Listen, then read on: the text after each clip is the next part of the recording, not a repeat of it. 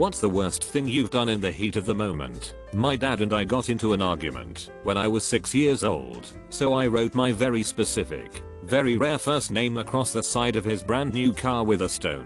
When he asked me if I'd done it, I, of course, denied it profusely. I'm talking Meryl Streep in Sophie's Choice level of acting. I should won a goddamned Oscar. So he sort of laughed and said, "You're telling me someone else came up to my car and scratched your name across it?" I denied it for a whole afternoon. Well, in fairness to him, my father giggled to himself. I couldn't figure out why he was giggling. Surely he was going to skin me alive later and wear me around town of a cold evening. He said he couldn't help laughing because the lie was so ludicrous, but I stuck by it so resolutely that it was one of the funniest situations he'd ever been in. He knew he should punish me, but it was also so marvelous he couldn't bring himself to be angry. I'm nearly 36. Every time he gets a new car now he says, "You're not mad at me for something, are you?" before he shows it to me. I guess I earned that.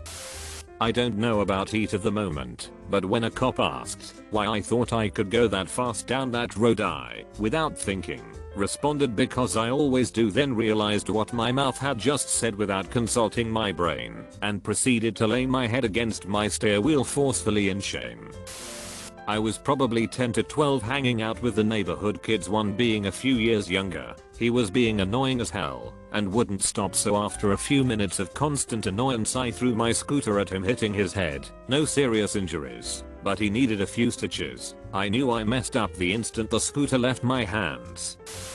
I didn't do it, but it happened near me. I was working construction one summer, and the veteran guy working with me got into a fight with the foreman and came back to the floor we were working on all pissed off, kicking things around. We were up on the 4th floor, and windows hadn't gone in yet. He picks up a huge level and flings it out the window, and about 5 seconds later says, "F, that was mine." My parents were tailors and they used to do a lot of work from home. They had really big, heavy metal scissors they used to use. I was very young, under 10 for sure. My older brother did something to piss me off. I grabbed the scissor near me and threw it at him. It missed his eyes by a small fraction. He went ballistic on why would I do something like this. 25 plus years later the memory still makes me sad how close I was to seriously injuring or killing my brother.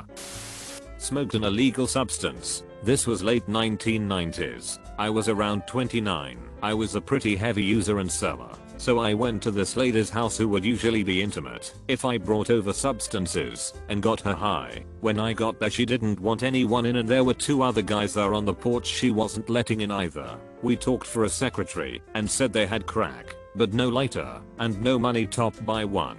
I had a lighter. I gave them the lighter and smoked with them. First time smoking, and the last. Within 1 hour we ran out. They knew some gangsters they could trade their gold chains for more stuff. There was no pondering, no thought process. Driving to the bad side of the entire county at 3 AM to trade gold chains for the stuff seemed like the best idea ever. I had a moment of clarity and oped out of there pretty fast. I used to be not so great of a guy. Clean since May 22nd, 2000.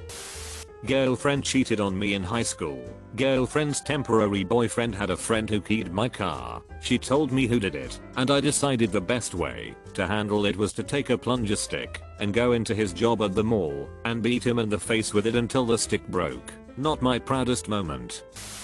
My oldest son was still a baby, and I was a fresh teenage dad. It was the middle of the night, and he was screaming. I was sleep deprived, and I was getting screamed at in my ear, and he was sick and cranky and nothing would help. I went to move him, and his baby fist hit me in the eye or something, but either way, I swatted it away really fast and hard, and he cried even louder. I kept rocking him and crying and holding him, even after he fell asleep. I felt so bad. Almost 9 years later, and I still feel awful about it. After negotiating back and forth at a car dealership for a vehicle I really wanted, the car salesman said, "That's our final offer. Take it or leave it." His take it or leave it ultimatum and his condescending attitude made me get up and leave.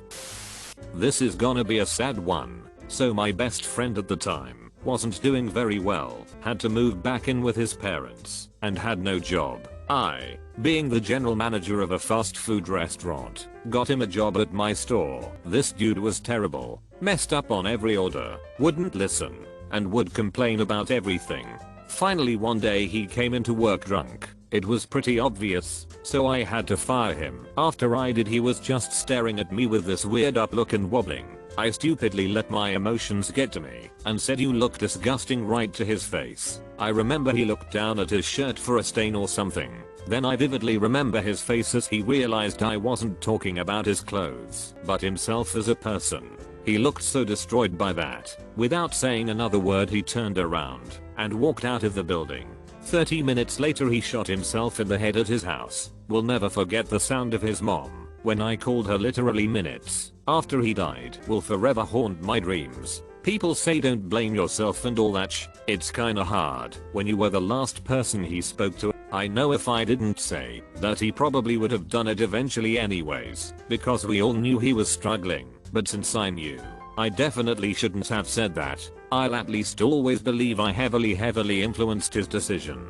For context and without going into too much detail, he did have a lot of other things going on, like relatively minor trouble with the law, drug problems, friends cutting him out, and such, so I see other things that contributed to it. Still stings though. Miss him a lot. It was quite a few years back, but I have a tattoo about him and have a bit of his ashes in a keychain I carry around everywhere. So although I don't particularly believe in an afterlife, I do have a way he's still somewhat with me. Anyways, thanks for the support everyone.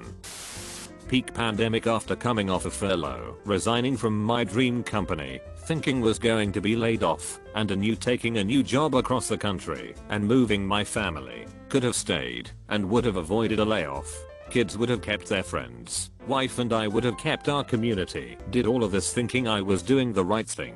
Have had such regrets. I kept calling to see about when we could come back after the state shut down everything during the 2020 part of the pandemic. They kept telling me, my team, and my colleagues that we couldn't come back yet, and they were working on it from their end. It took 4 months before we get the call to come back. When I arrived, I see new people. They never needed to shut down and had an exemption the whole time. So they sent all of us home and hired a new crew for cheaper. When the business began to pick up, they called everyone back and expected us to be cool with them revealing the 9 new guys hired, while all of us had been sitting around worried about our jobs. I left at the end of that shift, resolved to never come back. Went back on unemployment, and I've spent all of the intervening time wondering if that was the right decision.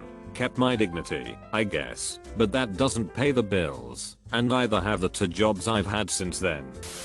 Probably yelling at like 60 kids at once. I worked on campus a long time ago, and we were having some retreat over the summer where they dropped like 200 kids off to stay for like 5 days. Lots of problems were being caused by them not respecting anything and just being stupid kids. I was getting super annoyed with them, especially since I worked in the library and they would not shut the hell up. Anyway, fast forward to like day 3. I leave work and see my car covered in branches, leaves and other floral debris. I was pissed. I was seeing red and just looked at the kids across the street in the commons yard and just unleashed unholy hell upon them. Yelled so loud I was echoing across campus, the vein in my forehead pounding so hard my ears burned. The kids were scared. I was pissed, and my boss was so concerned. He asked if I needed to take tomorrow off to cool down.